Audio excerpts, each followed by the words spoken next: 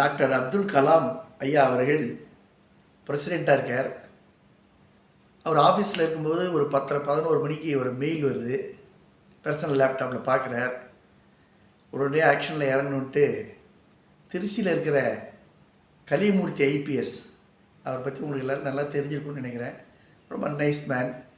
அவருக்கு ஃபோன் பண்ணி பேசுகிறார்.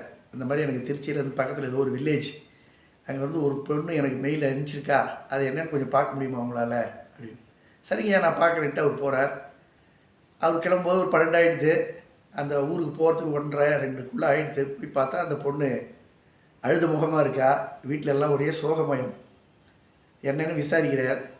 பார்த்தா அந்த பொண்ணு அந்த டிஸ்ட்ரிக்டில் ஃபஸ்ட்டு, ஸ்கூல் ஃபஸ்ட்டு எல்லாம் முடிச்சிருக்கா. +2 முடிச்சிருக்கா. காலேஜுக்கு அட்மிஷனும் வந்திருக்குது. ஆனால் என்ன சூழ்நிலையோ தெரியல, அவங்களால காலேஜில் சேர்க்க முடியல. வீட்டில் பிரச்சனைகள். இந்த பொண்ணு எவ்வளோ முயற்சி பண்ணி பார்த்துட்டா. எல்லா கதவுகளும் அடைக்கப்பட்டு விட்டன. அவருடைய முயற்சிகளெல்லாம் வீணாக போகிற மாதிரி ஒரு சூழ்நிலை வந்துடுது. இருந்தாலும் அவர் வந்து அப்துல் கலாம் எப்போ ஒரு தடவை மீட் பண்ணியிருக்காங்க அந்த அம்மா, அந்த பொண்ணு. அவர் கொடுத்த மெயில் ஐடியை வச்சு மெயில் பண்ணிட்டாங்க. அப்புறம் கலிமூர்த்தி ஐயா என்ன பண்ணார், சரிம்மா உன்னுடைய முயற்சிக்கெல்லாம் என்னுடைய பாராட்டுகள், வா நான் உனக்கு வந்து உதவி பண்ணுறேன் அப்படின்னு அழைச்சின்னு போயிட்டு அந்த காலேஜுக்கு போகிறாங்க. 2:07 ஆகிடுது. 2 மணிக்குள்ளே முடிகிற சூழ்நிலை அட்மிஷன்லாம்.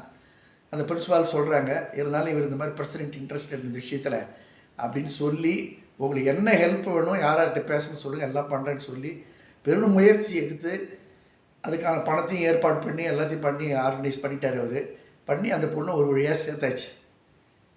இது வந்து அவர் வந்து அவருடைய பெருந்தன்மை காட்டுது. ஏன்னா அவர் படிக்கிற பெண்களுக்கு முக்கியத்துவம் கொடுக்கணும்னு அவரும் நினச்சார். இது முடிஞ்சு போச்சு. அவர் வந்துட்டார். வந்து 4 மணிக்குள்ளே ரிப்போர்ட் கொடுத்துட்டார் பிரசிடென்ட்கிட்ட, அந்த பொண்ணுக்கு அட்மிஷன் கொடுத்தாச்சு அப்படின்னு. அவர் வேலையை பார்க்க ஆரம்பிச்சிட்டார். பிரசிடென்ட் அவர் வேலையாக பார்க்க ஆரம்பிச்சிட்டாங்க. ஒரு 7-8 வருஷம் கழித்து பார்த்தீங்கன்னா, கலிமூர்த்தி ஐயா அடிக்கடி வெளிநாடுலாம் போவார் இல்லைங்களா பேசுறதுக்காக. அவர் மோட்டிவேட்டர். அவர் அந்த ஸ்பீச் கொடுப்பாரு. கலிஃபோர்னியான்னு நினைக்கிறேன், அந்த ஊரில் அவர் பேச போயிருக்கார். அந்த ஊரில் என்னாச்சுன்னா, அவங்க ப்ராபகண்டா பண்ணியிருக்காங்க மெயிலில், இவரெல்லாம் வராரு பேசுகிறாரு அப்படின்னு. அது தெரிஞ்சு ஒரு 300-350 கிலோமீட்டர் டிஸ்டன்ஸில் உள்ள ஒரு பொண்ணு தன்னுடைய ஹஸ்பண்டை அழிச்சிக்கின்னு கார் டிரைவிங்லேயே வராப்பில் வந்து பார்க்கணும் இவர் அப்படின்ட்டு.